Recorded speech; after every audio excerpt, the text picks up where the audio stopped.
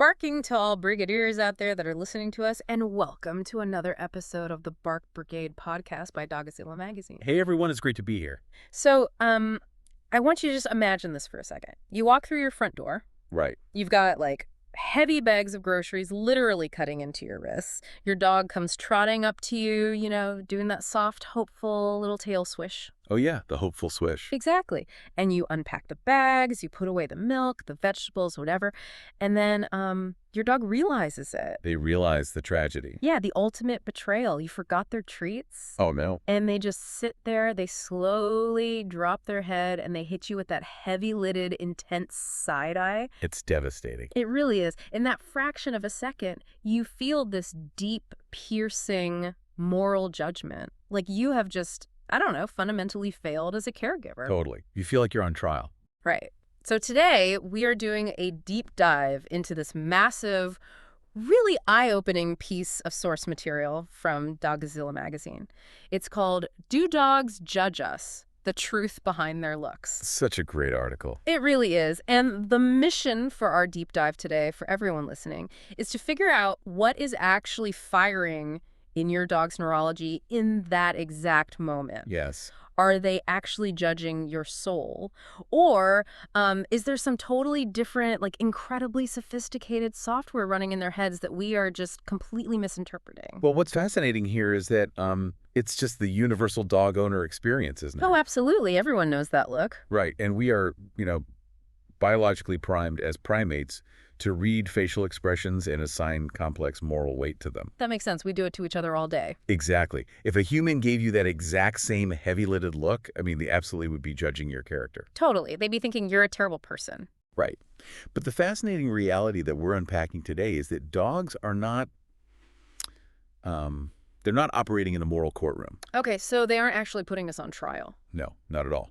They literally do not have the neurological hardware for abstract concepts like, right, wrong, virtuous, or sinful. Wow. Okay, so if they don't have that moral hardware, what are they actually doing? Well, what they do have is this highly attuned evolutionary framework that is built entirely around three things. Okay, what are they? Survival, connection, and predictability. Survival, connection, and predictability. Exactly. So they are just navigating a constantly shifting emotional landscape, gathering data to figure out how safe they are in any given second. Which is, I mean, that's such a wild paradigm shift. It really changes how you look at them. It totally does. Like, if you are out there listening, maybe walking your dog right now, just look down at them. We project so much onto them, right? Yeah, we constantly anthropomorphize them. Yeah, we say things like, oh, he's mad at me, or she definitely knows she was bad. But if they aren't, moralizing our treat-forgetting crimes, what are they actually doing when they stare at us like that? So the source material makes this very clear right from the jump. Dogs are emotional translators, not critics. Translators, not critics. I like that. Yeah. Think about thousands of years of coevolution between humans and dogs. Right. For a dog's ancestors to survive, they literally had to become absolute masters of reading a completely different species. Which is us. Exactly, us, Yeah. because they don't have spoken language. Yeah. They evolved to read our nonverbal signals with a level of precision that honestly, it borders on a superpower. Wait, really? Like, how precise are we talking? Incredibly precise. They are taking in the exact millimeter of tension in your shoulders, the microfluctuations in the pitch of your voice. Just from us standing there. Yeah, and even your pupil dilation or the chemical changes in your sweat. Okay, that is honestly kind of terrifying. They're like little biological lie detectors. They really are. They process your emotions as raw environmental data. So it's not personal. Not in a moral sense, no. If your biology is signaling anxiety, that data tells the dog's brain, hey, there's a potential threat nearby, prepare for action. Ah, okay. And if your biology signals calm, their internal alarm system just powers down. Right. So we're fundamentally misunderstanding the system here. Completely. Because we judge each other by evaluating character, like, is this a good person? But a dog is literally just looking at inputs and associations. Exactly. It's an assessment, but not a judgment. I was thinking about this earlier, and it kind of reminds me of a smoke alarm in a kitchen. Oh, that's an interesting analogy. How so? Well, like if you burn a piece of toast and the alarm starts screaming, the alarm isn't critiquing your culinary skills. Right. It isn't saying, wow, you really don't know how to use a toaster. You're an awful cook. It's just detecting smoke and doing what it's programmed to do. So, well, it's close. But a smoke alarm is entirely binary. Hmm. It's just either on or off. Okay, fair point. A dog's brain is much more like a highly advanced, Mhm. continuously updating algorithm. Like it's constantly recalculating. Exactly. It's weighting dozens of inputs simultaneously. So when your dog gives you that dismissive sigh, the one. Oh, the heavy sigh, Yeah, yes. they do the sigh, they turn around and literally put their back to you. I mean, it feels like a massive insult. It really does. We immediately think, wow, the dog is fully criticizing my vibe right now. But if we look at the mechanics of the environment in that exact moment, the dog might be reacting to, like, a sharp intake of breath you took 3 minutes ago while you were reading a stressful email. Wait, really? Something that small? Yeah.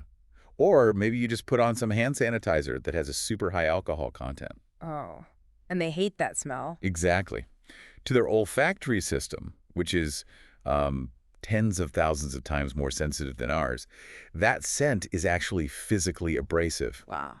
So they are making calculated momentary assessments of perceived safety. They're evaluating the environment, not your worth as a human being. Okay, I have to play devil's advocate here for a second because I know what people at home are thinking right now. Sure, go for it. Everyone knows that dog. Which dog? The dog that is an absolute angel with the mail carrier, the delivery driver, everyone. But for some reason, they bark relentlessly at your best friend, who is objectively like the nicest, most gentle person on the planet. Ah, yes. The selective barker. Yeah. It feels completely impossible not to look at that situation and say, well, the dog has obviously assessed my friend's character and decided they are a huge jerk. Right. I completely understand why it feels that way. But let's break down the actual physics and psychology of that interaction in the room. Okay, let's do it. When your really nice friend walks through the door, what are they usually doing physically? I mean, they're probably smiling, walking toward the dog, saying hi. Exactly. Often, quote-unquote, dog people who want to be super friendly will make hard, direct eye contact, smile, and move quickly toward the dog. Right. They might even lean over them to offer a hand to sniff. Yeah, that's like the standard polite human greeting for a dog. Right. In human culture, that is polite and welcoming.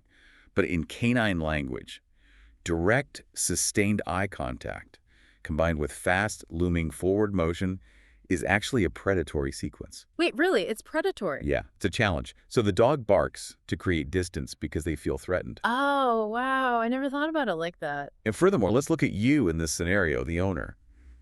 You know your dog can be reactive, right? Yeah, so I'm probably a bit on edge. Exactly. When your friend walks in, what happens to your heart rate? It spikes. Your breathing gets shallow. True. Your grip on the leash tightens, or your whole body tension just stiffens up because you're anxious about the introduction. Oh my God, wow. So I am literally transmitting danger signals to my own dog. Exactly. Through a phenomenon called emotional contagion. Emotional contagion, what is that? It's driven by mirror neurons. Basically, your dog absorbs your subtle tension. They think, my human is incredibly stressed right now, and this guest just walked in. So they blame the guest. Right. Therefore, this guest is the source of the danger, and I need to drive them away. That is wild. The dog isn't being a jerk. And they certainly aren't judging your friend's moral character. They are functioning as a perfect mirror to the microscopic tensions happening in the room. That completely flips the script. It does, doesn't it? It means they are just mirroring our inconsistencies. And the text spends a lot of time on this idea of inconsistency. Yes, inconsistency is a massive topic in the article. It basically argues that unpredictability is the quickest way to stress a dog out. Absolutely. From a neurological standpoint, inconsistency causes a massive spike in a dog's cortisol levels. Cortisol being the stress hormone. Right. So let's say you are sitting on the couch on a Tuesday, you're watching a movie, you're in your sweatpants, and you pat the cushion. Okay, standard Tuesday night. The dog jumps up, you cuddle, everything is great. Sounds perfect. But then, on Wednesday, you are dressed in a very expensive suit for a work event. Okay, I see where this is going. The dog jumps up, expecting the exact same cuddle, and you shout and push them off because, you don't want dog hair all over your suit. Right. And in my human mind, that rule makes perfect sense. Sweatpants equal yes, jump on the couch. Suit equals no, stay away. But the dog does not understand the concept of a dry cleaning bill. No, I guess they wouldn't. All they experience is that the fundamental laws of gravity just changed. Yesterday, jumping on the couch resulted in a massive hit of dopamine and oxytocin. And today? Today, the exact same motor pattern resulted in a terrifying loud noise and physical rejection. That has to be so confusing for them. It is. When the rules of reality keep shifting without warning, dogs experience profound cognitive dissonance. And when they get stressed like that, people often totally misread the dog's reaction. Oh, all the time. Like they see the dog walk away and lay down under the dining room table and they think, oh, look at him, he's being defiant. He's ignoring me to punish me. But it is not defiance. Yep. It is learned helplessness, or at the very least, it's just behavioral adaptation. Behavioral adaptation, like they're just adjusting to the chaos. Exactly.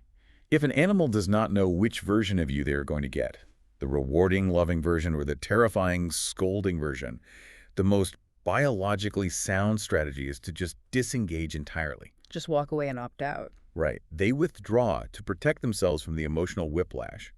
It is a defense mechanism against a chaotic environment. It really all comes down to energy, doesn't it? It absolutely does. Because the source material says that energy speaks infinitely louder than words for dogs.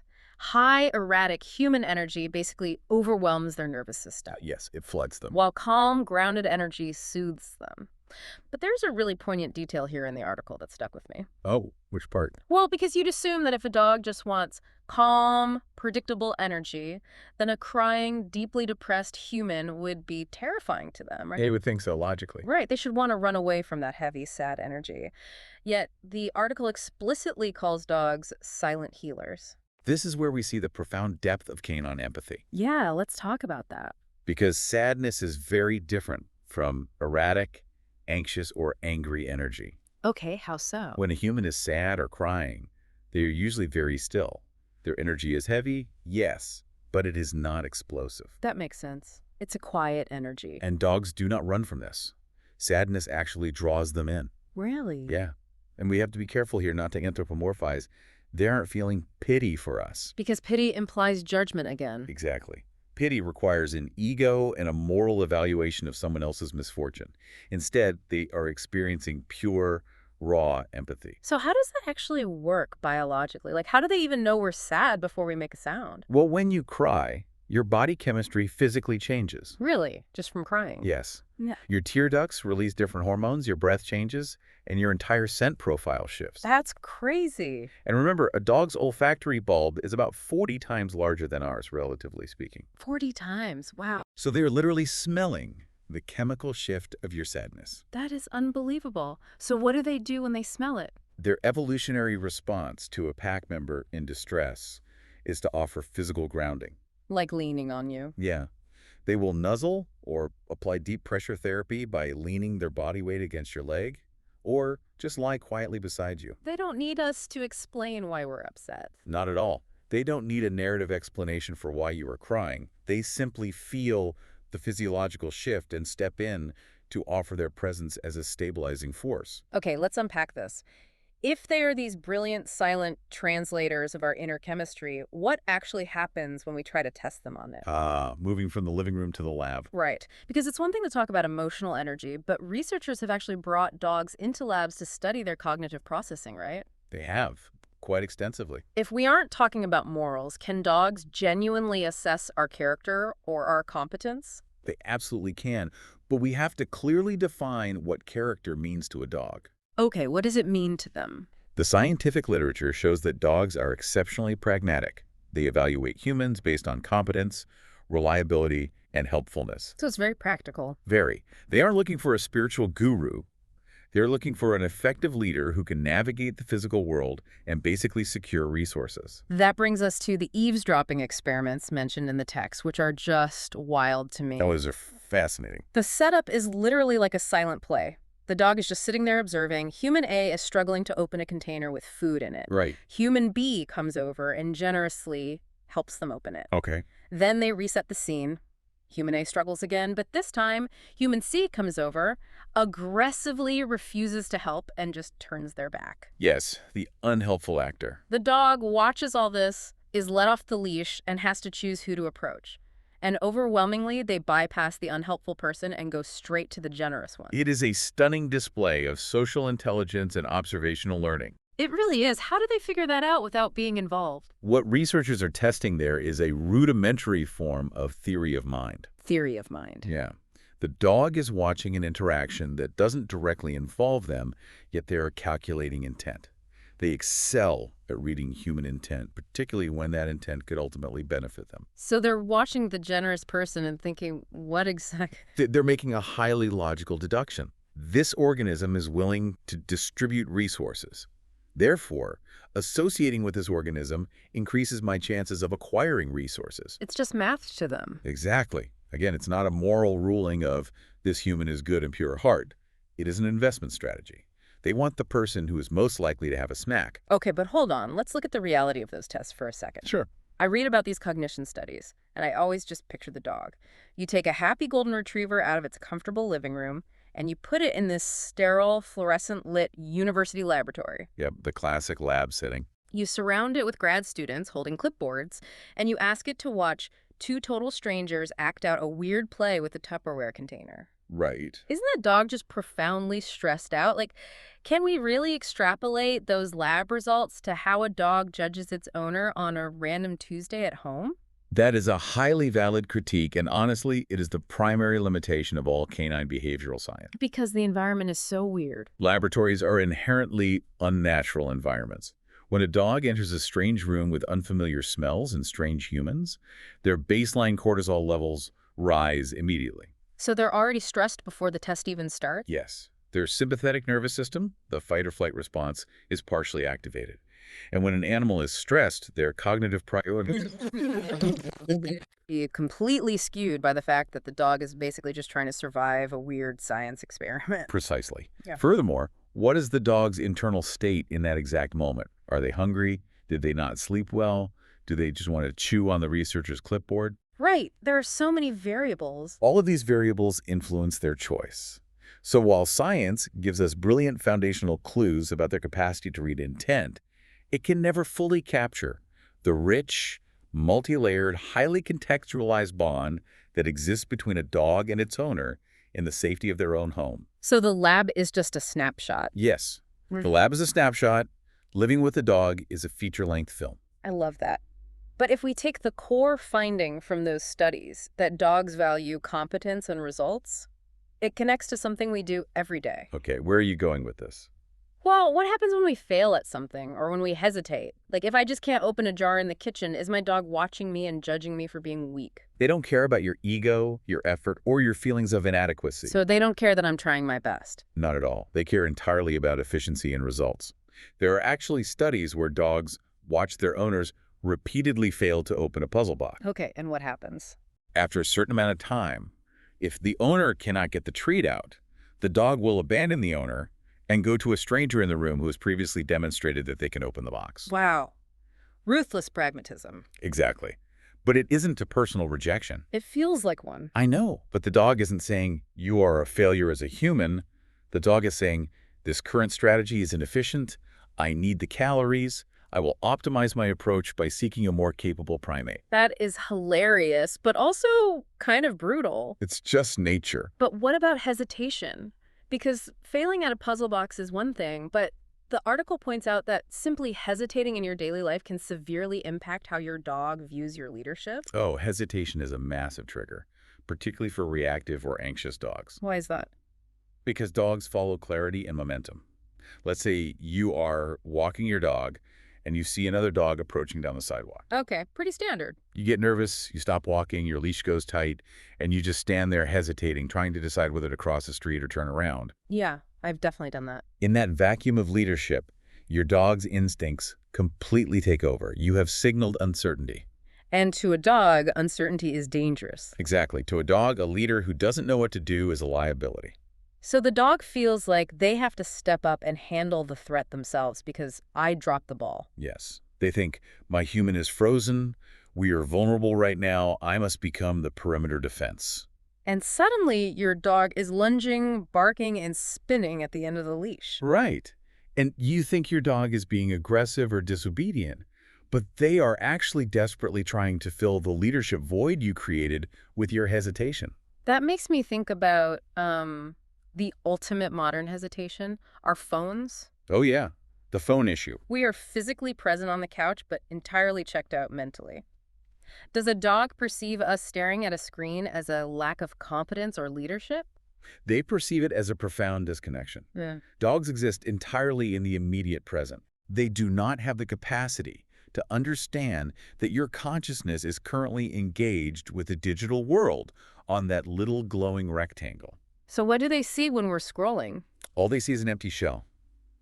You're sitting next to them, but your breathing is shallow, your eyes are fixed, and you are totally unresponsive. It must feel like we've basically just left the room. To them, you have. Mhm. And because they rely on you for social connection and physical safety, that void is highly anxiety-inducing. That explains so much. When they come over and start nudging your phone out of your hand with their nose, or they start whining, or they suddenly go chew on the baseboards, it isn't out of spite. It's not revenge for ignoring them. No, not at all. It is a desperate attempt to reboot the system. Reboot the system. Yes. They are creating a physical stimulus to pull your consciousness back into the present moment.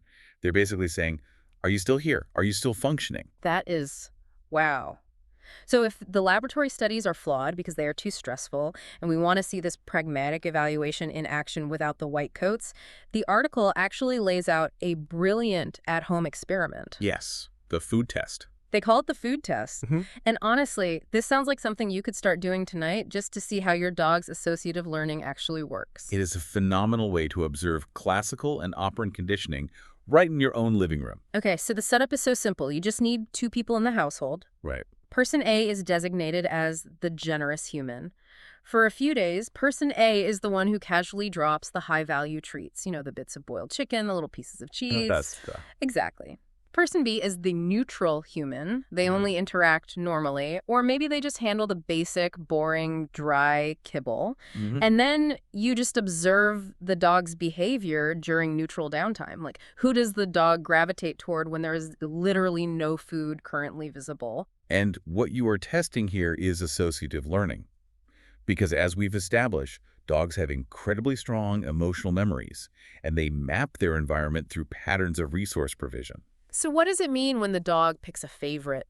When the dog starts shadowing the generous person, anticipating their movements, and offering intense eye contact or tail wags just because that person walked into the kitchen, You're seeing judgment. you are seeing practical judgment in action. The dog has mapped the environment and concluded person A is the highest probability source of premium caloric intake. Just following the calories. Exactly. Right. It is positive reinforcement, fundamentally rewiring the dog's attention. But the text notes something else that I think is really comforting. No. Sometimes families do this test, and the dog shows absolutely zero preference. They treat the chicken giver and the kibble giver exactly the same. Why does that happen? That's the best part. When a dog shows no preference in this test, it is actually a beautiful indicator of a deep, secure attachment. Really? How so? It means your bond is not strictly transactional. If a dog only cared about calories, they would become obsessed with the generous person. Right, because they're the food dispenser. But dogs also value safety, play, physical touch, and shared history. If the neutral person is the one who always scratches the exact right spot behind the ears, or is just the calm, steady presence on the couch. The dog weighs that equally. Exactly. The dog weighs that emotional security just as heavily as the chicken. It proves that canine love isn't just about who dispenses the best snacks. That makes me feel so much better. But why is resource provision so hardwired into them in the first place? Obviously, we all love a free meal, but for dogs, it seems to dictate their entire social structure. For that, we have to look at the evolutionary biology of the wolf, from which all dogs descend. Okay, going back to the wild. In the wild, caloric scarcity is the constant driving reality of life. Finding a reliable provider or aligning yourself with the most competent hunters in the pack is literally the difference between life and death. So it's life or death, always. Always. Now, your French bulldog sleeping on a heated blanket in the living room is not facing starvation. No, definitely not. But the neurological pathways forged by millions of years of evolution are still active in their brain. Seeking the best provider is a primal, hardwired survival strategy. It is the most ancient form of judgment. That puts a lot of pressure on us as the providers, though, which kind of brings us to the darker side of this evaluation. Yes, the negative impacts. Because if they judge us on our ability to provide and lead, How do they judge us when we lose our temper? The article explores what happens when we yell or when we punish our dogs unfairly, and the mechanics of it are incredibly sobering. It is arguably the most damaging thing a human can do to the human-canine bond. Really, the most damaging. Absolutely. We have to remember that dogs lack abstract reasoning and linguistic comprehension. Right, they don't speak English. When you get frustrated and scream a whole paragraph of words at your dog, they are not parsing the grammar. They do not understand the moral lesson you are trying to impart. So what do they hear? What their brain processes is volume, a massive spike in your physical energy, and aggressive body posture. So they don't hear, "I can't believe you did this, you were a bad dog." They just hear a terrifying, loud noise. Precisely. To a dog, a sudden, booming voice is indistinguishable from a physical threat. Wow. Their amygdala, the fear center of the brain, basically hijacks their nervous system. That is why they cower, tuck their tails, pin their ears back, or try to squeeze under the sofa. And we usually think they're doing that because they feel guilty. Right, but they are not feeling guilt for their actions. They are experiencing acute fear. They are thinking, my primary source of safety has suddenly become a predator, and I need to make myself as small as possible to survive. Okay, but what about unfair punishment? The example people always use is coming home from work to find out the dog chewed at the garbage 3 hours ago. Oh, this is such a classic scenario. Right. The human gets mad, points at the garbage, and yells at the dog. The dog looks super guilty, so the human naturally assumes the dog understands the punishment. That is the most common and destructive myth in dog training. Why? Because a dog's associative window, the time they have to connect an action to a consequence, is literally about 1 to 3 seconds. 1 to 3 seconds. Yes. If your dog chewed the garbage at 2:00 p.m. and you yell at them at 5:00 p.m., they absolutely do not connect your anger to the garbage. Even if you point right at it. Even if you shove their nose in it. What they connect is, my human came through the door, looked at a pile of trash on the floor, and then exploded in rage. Oh my God. The guilty look, the averted eyes, the low posture is actually just a set of appeasement behaviors. They're throwing out calming signals to try and de-escalate your aggressive energy. They're just trying to survive the outburst. Exactly. Punishing after the fact does not teach them rules. It just teaches them that you are fundamentally unpredictable and dangerous. It destroys their trust in you. So what does this all mean? It breaks my heart, honestly. It means every time we lose our patience, we are just eroding their sense of safety. That's exactly what it means. What about smaller inconsistencies? Like if we are just impatient during training, or if we change the house rules, like Monday they're allowed on the bed, Tuesday they aren't. Impatience during training creates a state of chronic low-level stress. Dogs need processing time to connect a verbal cue to a physical action. Like when you ask them to sit. Right. If you ask for a sit and then 2 seconds later you angrily say SIT, again, you have rushed them. You've turned a collaborative puzzle into a high-pressure conflict. And what happens then? Their cortisol rises, and they enter a state of avoidance. And inconsistent rules are just as bad. If the boundaries are constantly moving, the dog never feels secure. So they just give up. They will simply disengage, because trying to guess what you want is too emotionally exhausting. Which means we are basically under constant surveillance. They are always evaluating our competence and our confidence. Every single minute of the day. Let's dig deeper into that. Beyond morals, dogs are judging our capacity to lead.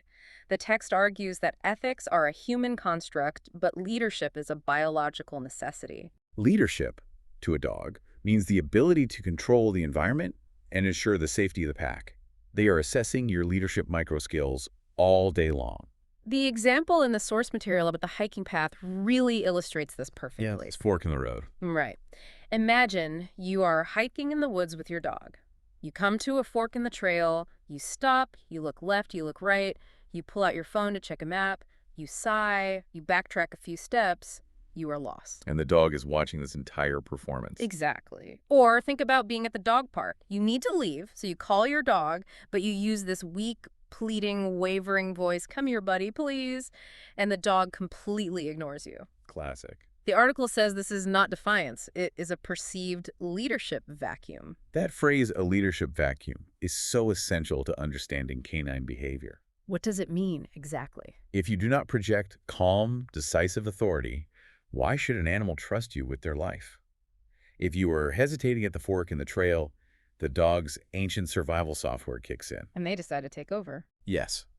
They analyze your behavior and conclude the pack leader is disoriented. Lingering in an unknown territory is dangerous. Therefore, I must assume the role of leader to get us moving. So the dog starts pulling on the leash and dragging you down a random path, not because they are stubborn, but because they think you are incompetent in that moment. Exactly. Hmm. And at the dog park, when you use a weak, pleading tone, you are signaling low status. Because leaders don't beg. A confident leader does not beg. If you ask them to return to you, but your voice sounds like you don't even believe they will listen. They won't. They're just being practical. Right, they are making a practical assessment. This person is not currently commanding the environment, so I will continue doing what I want. Okay, I have to ask a very vulnerable question on behalf of everyone listening who deals with anxiety. This raises an important question, yes. Go ahead. If I am naturally an anxious person, if my heart rate runs high, if I get stressed out by crowds or loud noises, am I fundamentally ruining my dog's sense of safety? Does my dog think I'm a terrible leader just because I have an anxiety disorder? That is such a crucial question, and it's honestly one of the biggest sources of guilt for dog owners. The absolute definitive answer is no. You are not ruining your dog, and they do not judge you as a bad person. Oh, thank goodness. However, you must understand the mechanics of how your anxiety physically impacts them. Okay, break that down for me. We mentioned earlier that dogs are emotional sponges. When you experience a spike in anxiety, your adrenal glands release cortisol and adrenaline. You literally sweat these hormones out through your pores. And with an olfactory system 40 times stronger than ours, they smell my panic attack happening. They smell it, they hear your breathing become shallow, and they see the micro-stiffness in your posture. They detect your anxiety long before you might even consciously register it. So what do they do with that data? If they don't judge me, how do they react? They attempt to manage the environment. They think, my human's biological alarms are going off. There must be an invisible threat. Wow, they're trying to help. This is why the dogs of anxious owners often develop secondary anxiety. They become hypervigilant, scanning the room, barking at the wind, or becoming aggressively clingy. They're over-policing. Exactly. They're not judging you. They're trying to compensate for your perceived vulnerability by over-policing the environment. If that's the loop, how do we break it? How do we build unwavering confidence in their eyes, even if we are internally struggling with our own stress? The source gives some really tactical advice here. The key is structured, shared success. You have to manufacture scenarios where you can clearly, calmly direct the dog, and they can successfully follow. The article highlights activities like agility training or nose work. Yay, how does making my dog jump over a plastic hurdle cure my anxiety in their eyes? Because it operates entirely outside the chaos of daily life. In an agility course, the rules are rigid and very clear. You point, the dog jumps, you praise. It's predictable. Yes, you point, the dog runs through the tunnel, you praise. Every time you give a clear command and the dog executes it safely, you trigger a shared release of dopamine. Building a trust bank. You are making massive deposits into what we call the trust bank. Yeah. You are proving through physical action that when you lead, good things happen. It gives the dog a framework to view you as capable, which offsets the moments when you might be internally anxious. Shared dopamine through mutual success. That is really beautiful. It's very powerful. And speaking of the emotional bond, the article goes into some truly profound territory regarding vulnerability. Oh, this section is amazing. Because what happens when we aren't just anxious, but when we are genuinely breaking down? Do dogs judge us when we cry or when we're physically sick? Right. Because if they prize strong, capable leaders, you would think a crying, bedridden human would disgust them. Human logic would assume that, yes. But the reality is the exact opposite. Right. And it reveals the most beautiful paradox of canine psychology. Which is? While they want a competent leader in the physical world, they do not view emotional vulnerability as a weakness. They view crying as a need. Really? Not a weakness. Not at all. When a human cries, it triggers an innate nurturing instinct that is hardwired into pack dynamics. You see this in all those viral videos online. The person starts fake crying and the dog immediately comes over, does the intense head tilt, whimpers, and starts licking their tears. Yes, and that behavior, licking the tears, pawing at the arm, leaning heavily against the chest, is specifically designed to offer physical grounding and comfort. That is so sweet. And what about when we're actually physically sick? When it comes to physical illness, their capabilities are even more astonishing. Illness changes the volatile organic compounds, or VOCs, in our breath and sweat. And they can smell that. A dog's nose is so sensitive they can smell the chemical signature of a fever, a drop in blood sugar, or even certain types of cancer. So when I have the flu and my dog refuses to leave the foot of my bed, they literally know my biology is compromised. They know it intimately. And their instinct isn't to abandon the sick pack member. Their instinct is to become a proactive guardian. They stand watch. They will restrict their own movement, eat less, and stand watch. They recognize your vulnerability, and their biology compels them to endure it with you. And the text takes this even further with depression and isolation. Because depression isn't just crying, it's often a total withdrawal. Yes, isolation. When humans get deeply depressed, we isolate. We close the bedroom door. We shut the world out. The article notes that dogs will actively fight this isolation. To a pack animal, isolation is a death sentence. It is the most unnatural state of being. So they don't accept it. No.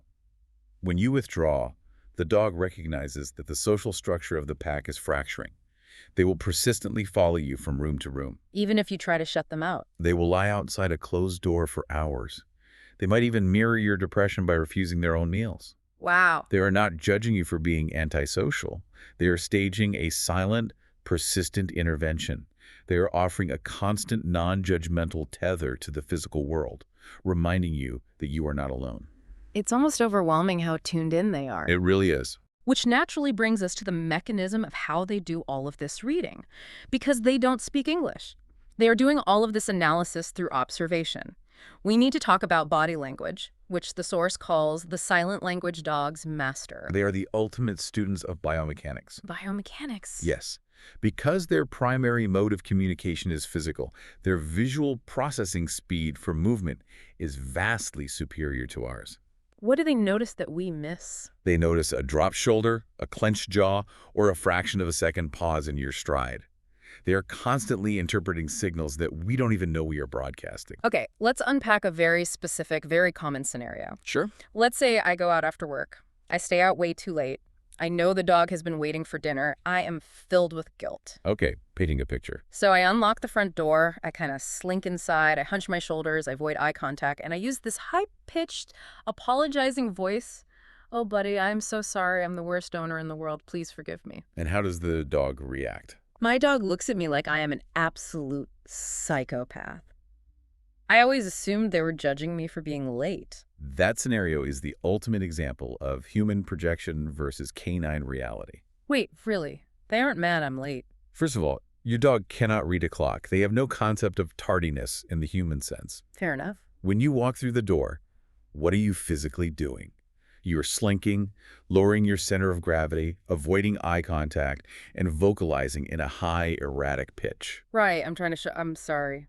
But in the animal kingdom, unnatural, erratic, or overly cautious movement usually means one of two things. You are stalking prey, or you are trying to hide from a predator. Oh, no. So your dog sees you acting bizarrely and thinks, why is my human sneaking around? Is there a threat right behind them? Are we under attack? That is mind-blowing. They approach you cautiously, not because they are judging your moral failure to feed them on time, but because your body language is screaming that the environment is unsafe. I am actively stressing my dog out by trying to apologize. You really are. If that's the wrong way to do it, how should we use our body language to actually build trust? The article provides very clear biomechanical advice here. You want to consciously project calm, open assurance. What does that look like? When you enter a room, stand tall, but keep your shoulders loose. Use smooth, deliberate movements. Sudden, jerky motions mimic predator behavior. Okay, stand tall, smooth movements. What else? If you want to invite your dog into your space, do not square your shoulders directly at them and lean over. Why not? That seems normal. Leaning over a dog is an assertion of dominance and can be perceived as highly confrontational. Good to know. Instead, blade your body. Blade your body. Yes, turn slightly sideways, lower yourself if possible, open your arms, and use soft, blinking eye contact. That specific posture translates directly into canine language as, I am safe, I am relaxed, and I am open to connection. Here's where it gets really interesting, though, because communication is a two-way street. We spend all this time worrying about them judging us, but how often are we entirely misreading their body language? The biggest trap has to be the wagging tail. Everyone, even people who don't own dogs, assumes that a wagging tail means a happy dog. It is the single most dangerous misconception in dog behavior. Dangerous. Yes. A wagging tail does not equal happiness. A wagging tail equals arousal. Arousal, meaning what? It just means heightened emotional or physical energy. That energy could be joy, but it could just as easily be severe anxiety, overstimulation, or the immediate prelude to a bite. Okay, how do you tell the difference before you get bitten? You have to read the entire body. A happy wag is loose, the tail swishes widely, and the movement often carries through the hips, so the whole back half of the dog is wiggling. Like a full body wiggle. Exactly. The muscles are soft. An anxious or aggressive wag is stiff. The tail might be held high and vibrate rapidly, or held low and rigid. So you look for tension. Yes, the body's tense. If you just look at the tail and ignore the stiff muscles, you're going to get bitten by a dog you thought was happy. What about the more subtle signs? Because I see dogs yawn all the time or lick their lips, and people just think, oh, he's tired or he's hungry. Norwegian dog trainer Turid Ruges did groundbreaking work on what she called calming signals. Calming signals, okay. A yawn, when a dog hasn't just woken up, is almost always a sign of acute stress. It is a physiological attempt to draw in more oxygen and lower their heart rate. Wait, a yawn means stress. Very often, yes. Yeah. And lip licking, when there is no food around, is a displacement behavior. It means they are uncomfortable. I have no idea. And then there is the whale eye, when a dog turns its muzzle slightly away from you but locks its eyes on you, showing the whites of the eyes. Oh, I've seen that look. That is a hard boundary. It means I am deeply uncomfortable with what you're doing, back off. And we just ignore it. When we as humans ignore these signals, we force the dog to escalate to a growl or a snap, and then we get angry at them. But they were trying to tell us politely for 10 minutes. It just shows how much we miss. But when we get it right, the connection is incredible. Do dogs judge us when we laugh or when we are feeling confident? The article suggests laughter is actually a powerful tool. Laughter is the acoustic signature of safety. The acoustic signature of safety. I love that phrasing. When you laugh, the tension drains from your body. Your breathing changes. Dogs are incredibly attuned to this. Laughter signals that the environment is completely secure. So they respond to that. They will often mirror that joy. Yeah. This one you see zoomies, explosive bursts of physical energy, or they might bring you a toy. Right. You'll also see the classic dog smile, where the mouth is relaxed and open, the tongue is lolling, and the eyes are soft and squinty. They're celebrating the emotional stability you have provided. And playing with them, or showing physical affection, creates a literal chemical bond, right? It isn't just about killing time with a game of fetch. Not at all. Play mimics natural survival behaviors, chasing, grabbing, wrestling, but in a safe, boundary-testing context. It builds immense trust. And affection. Physical affection triggers a well-documented endocrine response. When a human and a dog engage in calm, affectionate touch, or even just soft, mutual eye contact, both species experience a surge of oxytocin. The love hormone. Exactly. It lowers cortisol, reduces heart rate, and creates a profound neurochemical bond. In those moments of shared oxytocin, there is absolutely zero judgment occurring. There is only synchronized biology. Now, I want to pivot here because we've been talking about dogs as this monolith, but the text makes a critical distinction. Judgment, or rather observation, is not one size fits all. Oh, definitely not. A husky is going to process your behavior very differently than a border collie. Let's dig into the role of breed, genetics, and personality. This is where we have to respect the power of selective breeding. For hundreds of years, humans have genetically manipulated dogs to perform highly specific jobs. And those jobs change their brains. Completely. Those jobs required completely different neurological wiring and observational skills. Let's start with the intense end of the spectrum, the herding breeds. Border collies, Australian shepherds, corgis. Yes, the hypervigilant ones. If you own one of these, you know exactly what I mean. They will sit in the corner of the room and just stare a hole through your skull. They watch every single thing you do. I do. And if you walk across the kitchen, they might run up and nip at your heels. It feels insanely judgmental, like you are always doing something wrong. But look at what a border collie was engineered to do. They were bred to work on massive, windswept hillsides, managing the complex, chaotic movement of hundreds of sheep. That's a lot to process. To do that, they have to respond to microscopic whistles and subtle hand gestures from a shepherd who is half a mile away. Their brain is genetically hardwired for hypervigilance. So they can't turn it off? Exactly. What you are experiencing in your kitchen is the predatory motor sequence, specifically the eye and stalk phases, which have been hypertrophied in herding breeds. So they aren't judging me when they stare. When your collie stares at you, they aren't critiquing your life choices. Their neurology is simply humming, analyzing your physical vectors, waiting for you to initiate a sequence of work. They are trapped in a state of perpetual readiness. That is fascinating. So the stare is basically just the engine idling. That's exactly it. On the total opposite end, you have the independent breeds. I love the analogy the article uses here. Owning a husky, an Akita, or a bloodhound is basically like having a roommate who is deeply obsessed with their own hobbies. It is a brilliant analogy. Think about a husky. They were bred to pull sleds over treacherous, frozen terrain. Right. A musher cannot micromanage every step a husky takes. The dog has to possess the autonomy to sense bad ice and make independent survival decisions. They have to think for themselves. Exactly. Or a scent hound, bred to follow a trail miles ahead of a hunter. They literally have to tune out the human to do their job. So they don't give you the side eye when you forget the treats because they literally don't care. They care about you, but their cognitive focus is directed outward toward the environment rather than inward toward your microexpressions.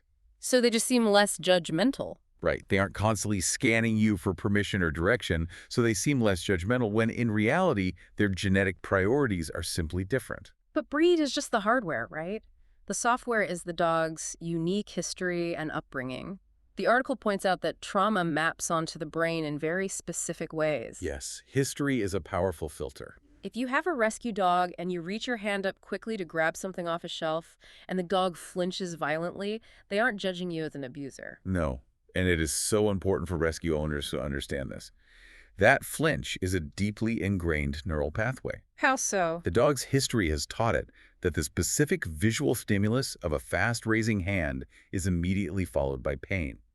It is an autonomic reflex, not a character assessment. It's just muscle memory. Yes. On the flip side, a golden retriever raised from 8 weeks old in a perfectly socialized, loving environment has a history that tells it every human hand exists solely to dispense treats or scratches. So history literally creates the lens through which they interpret all of your actions. Precisely. And we cannot talk about how dogs perceive the world without talking about their primary sense, smell. We touched on this earlier, but do dogs judge us when we smell different or when we break our daily routines? To a dog, scent and time are inextricably linked. Wait, inextricably linked? Yes. We navigate the day using clocks. Dogs navigate the day using the decay of scent. I don't think I understand. They know it is time for you to come home from work because your specific scent in the house has degraded to a specific level. Wait, really? They smell time passing? Yes. It's an olfactory clock. Yeah. So when you smell radically different, maybe you went to a hospital or you were around other animals or you were experiencing extreme stress, it disrupts their understanding of reality. So it's confusing to them. It triggers intense investigation, not judgment. As for routine, routine is the scaffolding of a dog's sanity. So when I decide to sleep in on a Sunday and miss the 7 Malero a.m. walk by 3 hours, I am basically destroying their scaffolding. You are removing their predictability, and predictability equals safety. Oh, right. Back to safety. When you break the routine, you plunge them into uncertainty. When they pace, whine, or paw at you, they aren't reprimanding you for being lazy. They are experiencing distress and begging you to restore order to the universe. That perfectly explains why changing environments or simply leaving them alone in the house can trigger massive behavioral issues. The article talks about separation anxiety. We leave for work and the dog destroys the couch or barks for 6 hours straight. Yes. We come home, see the mess, and we instantly think, he did this out of spite because I left him. But spite requires a prefrontal cortex capable of projecting a future scenario where you are emotionally hurt by the state of a couch cushion. Which they don't have. Dogs do not have that hardware. Separation anxiety is a manifestation of pure, unadulterated panic. Panic, not spite. Exactly. When you leave, the dog doesn't know you're just going to the grocery store or the office. To a pack animal, the leader has vanished into the unknown. So why do they eat the couch? The destruction of the couch is usually an attempt to dig out of the house to find you, or it's a displacement behavior to cope with a massive spike in cortisol. It is born of desperate attachment, not defiance or revenge. Okay, we have covered an immense amount of ground today. We know they are constantly observing our body language, smelling our chemistry, evaluating our competence, and filtering it all through their genetics and history. We really have. So how do we use this massive amount of data to actually improve our lives together? The final major section of the source material focuses on strengthening the bond, moving from a fear of judgment to a state of profound connection. This shift happens when you change your mental framework. Stop worrying about the side eye. Stop viewing your dog's reactions as criticism. Start viewing them as real-time, honest feedback about the environment and your own internal state. It's basically a continuous loop of communication. It is. If your dog is acting unsure or refusing a command, do not get angry. Look inward. Check your tension. Check your tone. Adjust your posture to be more inviting. You are having a highly sophisticated dialogue without uttering a single word. The article lists some fantastic activities to build this trust instead of fostering that critical dynamic. They talk about playing hide and seek in the house, teaching silly new tricks, going on I snifaris. love snifaris. Those cooperative walks where you just let the dog lead and smell everything for an hour, right? Yes. And using puzzle toys. These all seem designed to build that trust bank you mentioned earlier. Exactly. When you engage in cooperative, low-stakes problem-solving, like teaching a new trick, using positive reinforcement, you are creating shared joy. You are proving that interacting with you is safe and rewarding. And when the trust bank is full? When that trust bank is full, the concept of judgment completely evaporates. It just doesn't matter anymore. Right. If you have a deep bond, you can suddenly start dancing in the kitchen, wearing a ridiculous hat, moving erratically, and your dog won't panic. They won't think I'm a predator. No, they will just look at you, wag their tail loosely, and think, my leader is acting insane, but our history proves we are safe, so I will just enjoy the show. That is the dream, isn't it? A relationship built on mutual understanding. You stop trying to force them to think like humans, and you just accept their deeply instinctual, scent-driven, sometimes completely chaotic dog nature. And in return, they accept your weird, unpredictable human quirks. It is the ultimate compromise between two entirely different species. You learn their language, and they spend their entire lives studying yours. That's a beautiful way to put it. Which perfectly sets up the final thoughts from the article. The ultimate question. Do dogs judge us, or do they simply understand us? What's the conclusion? The conclusion the author draws is just so deeply heartwarming.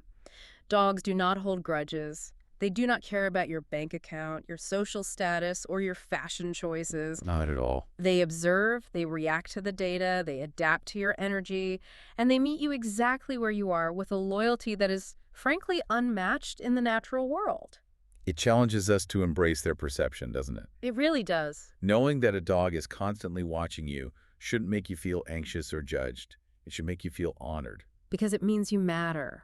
It is a testament to their incredible intelligence and their utter devotion. To a dog, you are the absolute center of the universe. The sun rises and sets on your mood. Of course they're going to study your every move. I love the metaphor the author uses at the very end. They write that dogs are not petty critics. They are brilliant biographers. Ah, brilliant biographers. They are writing the story of our lives through our actions, our smells, our heart rates, and our daily routines.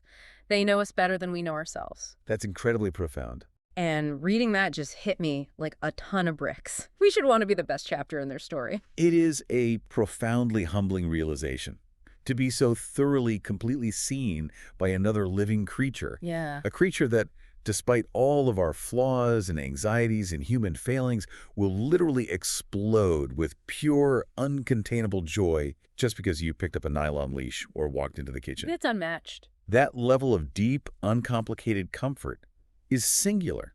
It only exists in the space between humans and dogs. It really is magic. And as we wrap up this deep dive, I want to leave everyone listening with a final provocative thought to mull over, something that builds on all the science and biology we've discussed today. I love this part. What is it?